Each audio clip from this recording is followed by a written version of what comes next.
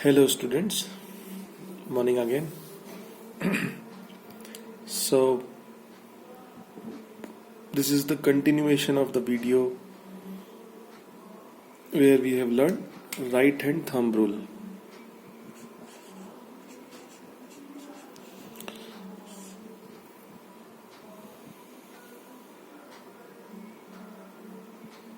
Okay, so right hand thumb rule. So I just told you what is right hand thumb rule. We'll see it again in more detail and with more explanation. So right hand thumb rule, it's in the thumb. If you hold the conductor in your right hand in such a way that the direction of the current is shown by the direction of the thumb, then the curled fingers gives you the direction of the magnetic field. और उसका हमने diagram भी देखा था. अगर एक ऐसा conductor है जिसमें हमने ऐसा, तो अगर आप देखिए थंब इस तरफ बनाएंगे तो अलग वो आएगा, इस तरफ बनाएंगे तो अलग आएगा. तो शायद लास्ट वीडियो मैंने इस तरफ बनाया था, मैं आपको इस बार बना के दिखाता हूँ. तो अगर आपका थंब ऐसा है और आपने अपने बाकी के 4 फिंगर से हाथ को ऐसा पकड़ा हुआ है और ये आपका वायर है, इसमें करंट फ्लो कर रहा है नीचे से ऊपर. तो देखिए वायर है, नीचे से ऊपर करंट जा रहा है. तो ये अगर आपने ऐसे पकड़ा है तो ये कैसे जाएगा, ये यहाँ नीचे वायर के नीचे से ऊपर तक आएगा, वायर के नीचे से ऊपर, वायर के नीचे से ऊपर. तो ये जो 3D में समझाने की चीज है, नीचे से ऊपर या ऊपर से नीचे, इसी को मैंने लास्ट टाइम आपको बताया था क्लॉकवाइज एंटी क्लॉकवाइज. देखिए घड़ी कैसे चलती है, इधर पे 12, 3, 6, 9. तो अगर कोई भी चीज ऐसे घूम रही है इस डायरेक्शन में, हम लोग उसको साइंस की भाषा में बोलते हैं क्लॉकवाइज, और इसी के उल्टा घूम रही है तो एंटी क्लॉकवाइज. तो अभी आप यही मोशन को ऐसे ऐसे घुमाने को ही आप वर्टिकल कर दीजिए, उल्टा कर दीजिए, किस डायरेक्शन में भी रखिए. देखिए अगर जहां से भी आप फेस कर रहे हैं, अगर आप क्लॉक को वॉच करें तो वॉच कैसी घूमती हुई दिखेगी, बस उसी को बोलते हैं क्लॉकवाइज या एंटी क्लॉकवाइज. तो इसको ध्यान रखिए कि एंटी क्लॉकवाइज क्या है या क्लॉकवाइज क्या है. It's a very simple thing. तो इसी के नीचे आपको एक अंडरस्टैंडिंग और आएगी. इसको हम लोग स्क्रू रूल भी बोलते हैं. यही क्लॉकवाइज एंटी क्लॉकवाइज से कनेक्टेड एक और है स्क्रू रूल. अभी आपने अपने घरों में, ऑफिसेज में, परिवार में काम होते हुए कहीं ना कहीं कभी भी स्क्रू देखा होगा. एक स्क्रू कैसा होता है देखा है आपने, ऊपर उसमें ऐसा एक रहता है जिसमें एक स्लॉट रहता है, बीच में ऐसा गड्ढा होता है, और फिर नीचे वो ऐसा कोनिकल शेप में जाता है धीरे धीरे धीरे पतला होते हुए. और जो पतला होते हुए वो जाता भी है, इसमें यहाँ पे उसका थ्रेडिंग रहती है. देखा होगा आपने, ये किसी ने भी स्क्रू देखा हुआ है. आप कोई भी एक स्क्रू इमेजिन करो, यहाँ पे हम लोग स्क्रू ड्राइवर फंसाते हैं और उससे उसको पेचकस, इससे हम लोग टाइट करते हैं या एंटी खोलते हैं. तो अभी आप देखिए, अगर मेरे को स्क्रू यहाँ पे है और मेरे उसको स्क्रू ड्राइवर लगाया और अब मैं उसको ऐसे ऐसे घुमा रहा हूँ, तो मतलब टाइट कर रहा हूँ, तो वो क्लॉकवाइज घूमता है. क्लॉकवाइज घूमता है तो वो अंदर जाता है. सपोज लकड़े के अंदर स्क्रू लगाया है तो वो अंदर जाता है. पर वही स्क्रू मुझे खोलना है तो मैं उस स्क्रू को एंटी क्लॉकवाइज घुमाता हूँ तो वो स्क्रू बाहर आता है. तो जब हम लोग स्क्रू अंदर घुमाते हैं तो अंदर की तरफ जाता है क्लॉकवाइज, और बाहर की तरफ घुमाते हैं तो एंटी क्लॉकवाइज में बाहर की तरफ आता है. तो ये बहुत सिंपल है. इसी को हम लोग बोलते हैं स्क्रू रूल. तो इसका स्क्रू रूल का है, इनवर्ड आप डायरेक्शन जाता है कब, क्लॉकवाइज, जब वो क्लॉकवाइज मोशन में होता है, और वो आउटवर्ड डायरेक्शन में आता है कब, जब वो एंटी क्लॉकवाइज मूवमेंट में होता है, एंटी क्लॉकवाइज मूवमेंट में. तो यही चीज राइट हैंड थंब को आप ये और 2 तरीकों से समझ सकते हैं, screw rule, clockwise, anti clockwise rule. तो कुल मिला के ये है कि अगर जिस हाथ में भी आपने कंडक्टर को पकड़ा है, जिस हाथ में भी नहीं, सॉरी, राइट हैंड में आपने अपने राइट हैंड में पकड़ा है, अगर थंब आपको डायरेक्शन ऑफ करंट दिखा रहा है तो आपका मैग्नेटिक फील्ड, देखिए अभी आपको 3-4 तरीके दिखाता हूँ. अगर आपने थंब ऐसे पकड़ा है तो मैग्नेटिक फील्ड ऐसा होगा, पर यही थंब आपने अगर ऐसे पकड़ा है तो ये वही है, ये कोई अंतर नहीं, उसमें दोनों एक ही है. पर यही थंब आपने अगर ऐसे पकड़ा है तो ये उल्टा हो जाएगा. फिर अब ये पीछे की तरफ घूमेगा. सेम ये ऐसे पकड़ा है तो ऐसे घूमेगा, सेम ये ऐसे पकड़ा है तो ये ऐसे घूमेगा. तो clockwise anti clockwise, clockwise anti clockwise, आगे पीछे डायरेक्शन चेंज कर सकते हैं. तो आप ये एक्सपेरिमेंट करके देख सकते हैं. अब हम लोग इसी चीज को आगे पढ़ेंगे कि ये तो एक स्ट्रेट वायर में हो गया। अब इसी के साथ हम लोग अब पढ़ने वाले हैं लूप में। तो उसको कुछ लॉ नहीं है सच, पर आप समझना चाहते हो तो उसको बोल दीजिए लूप। तो हम लोग उसको समझेंगे कि लूप में ये मैग्नेटिक फील्ड कैसे निकालते हैं। तो आइए देखते हैं। ओके, मैंने क्लीन कर दिया है स्क्रीन। तो अब अगर हम लोग एक लूप लूप पता है आपको क्या होता है? जो स्ट्रेट वायर था, अगर उसको मैं एक सर्कुलर शेप दे दूं, मतलब ये वायर ऐसे आ रहा है और उसको मैंने यहाँ पे एक ऐसा लूप बना दिया और ये वायर कंटिन्यू हो रहा है। और सपोज आपको और अंडरस्टैंडिंग के लिए मैं इसको नीचे बैटरी से कनेक्ट करवा दूं, यहाँ पे स्विच लगा दूं, ठीक है। तो अगर ये शायद आपको दिख नहीं रहा इधर,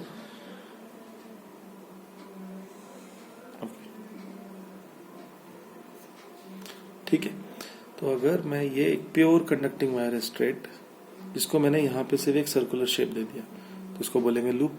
सेम चीज होगी, करंट यहाँ से फ्लो होगा, जैसे ही स्विच ऑन होगा करंट यहाँ से जाएगा, यहाँ से आएगा, यहाँ से आएगा, स्विच ऑन होने के बाद ऑफ कोर्स, जब ये स्विच ऑन होगा तब। और यहाँ पे ध्यान दीजिए, अब करंट यहाँ जाएगा, यहाँ जाएगा, यहाँ जाएगा, यहाँ जाएगा, यहाँ से यहाँ निकल जाएगा। तो अभी आपको वही राइट हैंड रूल को ही यूज करना है। देखिए थोड़ा सा यहाँ पे इमेजिनेशन है, ये एक्चुअल क्लास में बहुत अच्छे से समझाया जा सकता है, अभी आप ट्राई कीजिए समझने का। यही राइट हैंड थंब रूल को ही रखना है। सपोज मेरा वायर ऐसा है तो मैं ऐसे पकड़ूंगा, करंट इस डायरेक्शन में, तो मैग्नेटिक फील्ड ऐसे ऐसे जा रहा है। सेम चीज वायर अब वर्टिकल हो गया तो मैं ऐसे पकड़ूंगा, तो वायर उधर है तो मैग्नेटिक फील्ड इधर आ रहा है। सेम जब वायर इस तरफ है तो मैं करंट को ऐसे पकड़ूंगा तो वायर इस तरफ मैग्नेटिक फील्ड जा रहा है। सिमिलरली इधर स्ट्रेट वाले पहले देख लेते हैं, वायर इधर ही है, स्ट्रेट थंब इधर है तो मेरा मैग्नेटिक फील्ड इधर होगा। फिर से वर्टिकल बट डाउनवर्ड डायरेक्शन, तो वापस मेरा अब क्या हो गया, थंब नीचे दिख रहा है आपको, मेरे को हाथ ऐसे घुमाना पड़ रहा है, हाँ ये देखिए थंब नीचे की तरफ है तो मेरा मैग्नेटिक फील्ड ऐसे ऐसे बनेगा। और फिर फाइनली यहाँ पे वायर ऐसा है तो मैग्नेटिक फील्ड ऐसे ऐसे बनेगा। ये तो स्ट्रेट वायर्स में परफेक्ट हो गया। पर सर्कुलर लूप में क्या होगा? देखिए लूप में भी यही होगा, आपको ऐसे ही वायर को पकड़ते हुए चलना है और जैसे जैसे वायर आ रहा है वैसे वैसे पकड़ना है। तो आपको समझेगा हर जगह ये वायर ऐसे, फिर अंदर की तरफ, फिर यहाँ नीचे से ऊपर की तरफ, फिर यहाँ वापस नीचे से ऊपर की तरफ, नीचे से ऊपर की तरफ, नीचे से ऊपर की तरफ, और यहाँ ऊपर से नीचे की तरफ। फील हो रहा है आपको? ये देखिए साइक्लिक वे में है ये, मतलब मैं आपको 3D में ही समझा पाऊंगा, इसको 2D में समझा नहीं पाऊंगा। ये अगर मेरा व्हाइट बोर्ड आपको दिख रहा है तो एक हो गया मेरी उंगली व्हाइट बोर्ड के ऊपर है, एक हो गया मेरी उंगली व्हाइट बोर्ड के नीचे है, और एक हो गया मेरा उंगली नीचे से व्हाइट बोर्ड को क्रॉस करते ऊपर से नीचे जा रहा है। एक हो गया मेरा उंगली एंटी क्लॉकवाइज व्हाइट बोर्ड को ऊपर नीचे से ऊपर जा रहा है। तो अगर देखिए जब मेरा वायर इस तरफ है लेफ्ट हैंड साइड में, तो मेरा करंट ऐसे था, तो मेरा ये व्हाइट बोर्ड को पहले ऊपर से क्रॉस करके क्लॉकवाइज अंदर की तरफ जा रहा था। फिर यही जब ये वाला सेक्शन आया तो मेरा वायर ऐसा था, मतलब मेरा ये ऐसा होगा। तो मैं आपको व्हाइट बोर्ड दिखा रहा हूँ, मेरी उंगली अंदर की तरफ आएगी, नीचे से जाएगा, फिर इसके ऊपर से आते हुए अंदर की तरफ जाएगा। सिमिलरली जब राइट हैंड साइड की तरफ आया, और इधर राइट हैंड साइड की तरफ जब मेरा करंट नीचे की तरफ आ रहा है, मतलब अगर मैं इसको राइट हैंड थंब से समझना चाहूँ तो ये इस तरीके से कुछ थंब इस तरफ है, बराबर। अब मैं आपको इसमें समझाता हूँ, ये देखिए ऐसा है, तो मेरा ऊपर से अंदर की तरफ और नीचे की तरफ। तो पॉइंट ये है कि अगर आप ध्यान से देखेंगे तो ये अंदर की तरफ जा रहा है। यहाँ पे सेंटर ऑफ अ लूप में सब जगह ऐसे, जैसे नहीं नदियां सब आके मिलती हुई एक ही जगह, सब नदियां एक ही जगह, सब नदियां आके एक ही जगह मिलती हो, ऐसा करके एक वर्जन आपको समझ में आ रहा होगा कि हर जगह से पानी अंदर जा रहा है, अंदर जा रहा है, और फिर बाहर आता है, फिर अंदर आता है, फिर बाहर आता है, अंदर जाता है, फिर बाहर आता है, बाहर आता है, अंदर जाता है, बाहर आता है। तो ये जो है इसको बोलते हैं सर्कुलर लूप। तो मैग्नेटिक फील्ड सर्कुलर लूप में इस तरीके से बनता है। तो इसको इन्होंने बुक में एक एक्सपेरिमेंट के माध्यम से समझाया, बहुत अच्छे से दिखाया है। आप उसको, वो आपको याद है आयरन फाइलिंग्स वाला स्टाइल? हाँ जी, आयरन फाइलिंग्स वाले ही एक्सपेरिमेंट से फिर से समझाएं। तो अभी आपने क्या किया, कार्डबोर्ड लेंगे, मैं दूसरा कलर यूज करता हूँ, रेड कलर ऑलरेडी हो गया तो आप समझ पाएंगे अच्छे से। तो एक कार्डबोर्ड रेड कलर का है। अब मैंने ये जो वायर है, सपोज बेसिकली मैं क्या करने वाला हूँ, कार्डबोर्ड इस सेक्शन में लगाऊंगा। आपको क्लिक कर रहा है, ये वायर को जैसे हमने लास्ट टाइम जो एक्सपेरिमेंट देखा था उसमें हमने देखा था कि सिंपल एक्सपेरिमेंट था, इसके बीच में से एक सिंगल वायर स्ट्रेट वायर आ रहा था। अभी वही इसी के बीच में से मैंने कॉइल घुसाई है, देखिए यहाँ पे। तो ये ऐसा दिखेगा मुझे कुछ, तो मतलब अगर मैं 3D में देखूँ तो ऐसा। तो ये बेसिकली अगर यहाँ पे 2 छेद होंगे तो इन 2 छेदों से इस जगह पे वायर मुझे ऊपर निकलता हुआ दिखेगा, और ये कागज के पीछे वाला पोर्शन है, तो ये मोस्टली मुझे नहीं दिखेगा, इसलिए मैं उसको नहीं बनाता हूँ, नहीं तो आप लोगों को कंफ्यूजन हो जाएगा। तो ये कागज के नीचे वाला पोर्शन है जो टेक्निकली मैंने आपको दिखाया कि ऐसा ऐसा होगा। सपोज मैं डॉटेड में दिखा देता हूँ ताकि आपको समझेंगे कि नीचे की तरफ जा रहा है, ठीक है। और इसके नीचे तो वापस यही है, वापस बैटरी लगी हुई है, वापस स्विच है। तो अब इसके नीचे मेरे पास स्क्रीन नहीं है, पर आपको समझ में आ रहा होगा कि यहाँ से एक वायर जा रहा है, यहाँ से भी एक वायर आ रहा है, बीच में बैटरी लगी हुई है, यहाँ पे स्विच है, ठीक है। तो दिख रहा है कि आपको, नहीं सॉरी, मैं थोड़ा और इधर ही ले आता हूँ उसको। तो यहाँ पे स्विच लगा हुआ है और ये बैटरी है, ठीक है। ये बैटरी यहाँ तक है और ये स्विच लगा हुआ है। तो बेसिकली करंट यहाँ से फ्लो करते हुए ऐसे जाके ऐसे आएगा, करेक्ट। तो ये डॉटेड मतलब कार्डबोर्ड के नीचे, ये डॉटेड, ये मेन लाइन मतलब डॉट कार्डबोर्ड के ऊपर। अब आप इस बात को समझिए, लूप लॉक के हिसाब से, हाँ आपने इसमें आयरन फाइलिंग्स डाली हुई थी, तो आयरन फाइलिंग्स को आपने इसके ऊपर स्प्रेड किया होता, ऐसे बिखेरा हुआ था। तो आयरन फाइलिंग्स को आपने बिखेरा हुआ था और ये ऐसे ही था जब तक आपका करंट फ्लो नहीं कर रहा था। और जैसे ही करंट फ्लो करना चालू हुआ, क्या होगा, लूप लॉ लगना चालू हो जाएगा। इसके चारों तरफ आपको ये मैग्नेटिक फील्ड बनना चालू हो जाएगा। तो इस पॉइंट पे और इस पॉइंट पे क्या होगा, आपको 2 कंसेंट्रिक सर्कल्स दिखने की तरह। आयरन फाइलिंग ऐसे एडजस्ट हो जाएंगे अपने आप से जैसे कि 2 कंसेंट्रिक सर्कल्स होते, इस तरीके से दिखने लगेगा ऐसा। तो ये एक्सपेरिमेंट से भी आपको समझ में आता है कि ये एक्सपेरिमेंट से भी आपको समझ में आ रहा है कि ये देखिए, ये मैग्नेटिक फील्ड यहाँ से निकल के अंदर की तरफ घुस रहा है, ऐसा बोल सकते हैं, और पीछे से घूम के आ रहा है। इधर घुस रहा है, फिर पीछे से घूम के आ रहा है, इधर घुस रहा है, इधर से घूम के आ रहा है। फिर थोड़ा सा 3D वर्जन है, मुझे भी पता है समझाने में इतना इजी नहीं होगा। तो आप टेक्स्ट बुक में भी देखिए, आई थिंक पेज नंबर आपके वही मैंने जो बताया था 52-53 पे दिया हुआ है। तो मैं 1 मिनट के लिए स्क्रीन साफ करता हूँ, ठीक है। तो हमने 2 चीजें देखी, राइट हैंड थंब रूल। आपको मैं जस्ट फिर से रिवाइज करा दूं कि क्या ये वीडियोस बड़े भी नहीं बना सकते, ऑलरेडी कुछ 13.5 मिनट्स हो चुके हैं। राइट हैंड थंब रूल हमने देखा स्ट्रेट वायर के लिए, फिर वही राइट हैंड थंब रूल का हमने सेकंड पार्ट देखा लूप के लिए, ठीक है। अभी देखिए, मैं थर्ड चीज जो बताने जा रहा हूँ, प्रॉब्लम मुझे उसके लिए शायद या इसी में बता देता हूँ मैं। तो ये एक सिंगल लूप आपने बनाया था, अब सोचिए इसी सिंगल लूप को आप एक कंटिन्यूसली लूप बना दीजिए। आपने स्प्रिंग देखी होगी, स्प्रिंग का वायर। देखिए वापस मैं समझा रहा हूँ, ये सब 2D है, ये 3D में समझाने में अलग ही इसका आनंद है, पढ़ाने का मजा ही अलग है। तो ये चीजें बहुत बार हम जब क्लास में एक्चुअली में दिखाते हैं समझ में आता है। आपको क्लिक कर रहा होगा, ये एक स्प्रिंग की बात कर रहा हूँ मैं। एक स्प्रिंग होती है, आपने खेलने के बहुत सारी चीजों में देखा होगा, एक स्प्रिंग रहती है। ऐसा मैं आपको यहाँ वीडियो के माध्यम से दिखाना चाहता हूँ। एक वायर ऐसा स्ट्रेट आता है, यहाँ पे फिर कॉइल बनना चालू होती है, फिर वो कॉइल कंटिन्यूसली गोल गोल गोल गोल घूमती जाती है।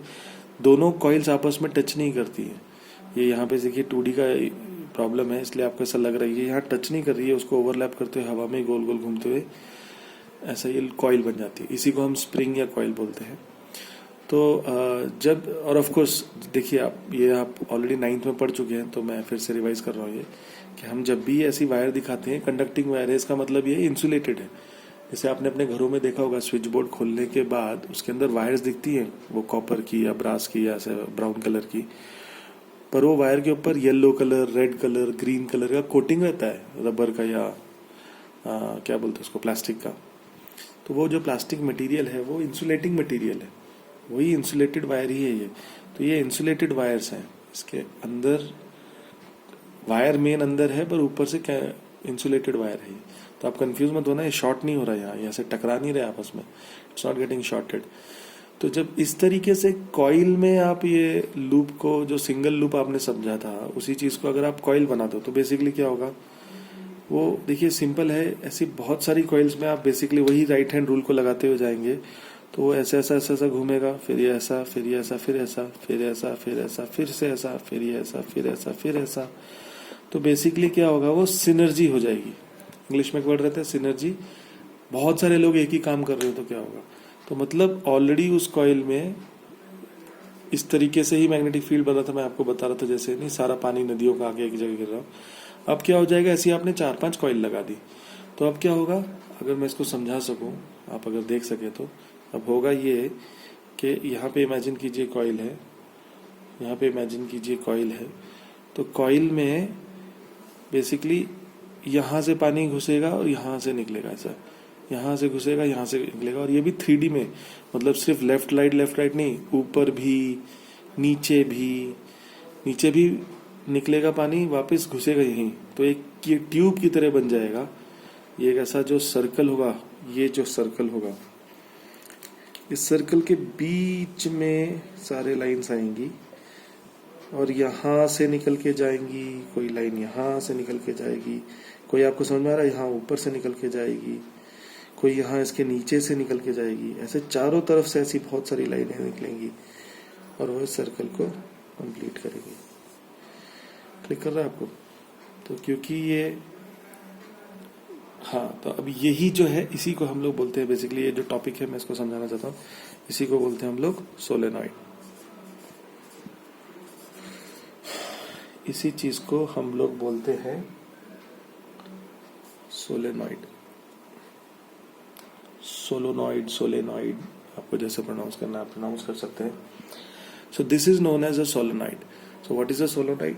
It's a coil-shaped, spring-shaped, insulated conducting wire and current-carrying conductive wire which creates magnetic field around it. तो अगर आप इसको ध्यान से देखेंगे तो बेसिकली एक एंड इसका बाहर निकलने वाला बन जाता है जहां से मैग्नेटिक फील्ड बाहर निकल रही है, और दूसरे एंड में अंदर घुसती है मैग्नेटिक फील्ड।